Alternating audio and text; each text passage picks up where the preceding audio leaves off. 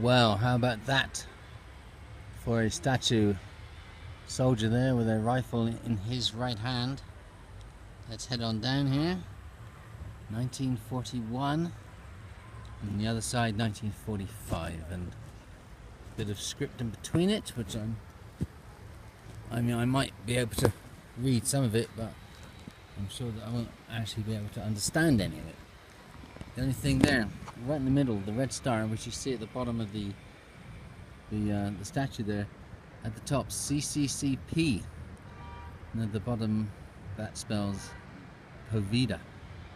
Not sure what Poveda means, but CCCP we would have known as the USSR, the Union of Soviet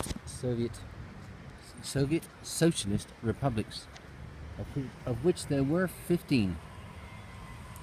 And this country just being one of them, the country of Tajikistan. How about this for a backdrop, eh? Look at that. Which is why there are various posters around town about what to do in the event of an earthquake. Because not only do they have earthquakes here, but also flooding. There's a river to the right, and occasionally it bursts its banks and creates trouble for people.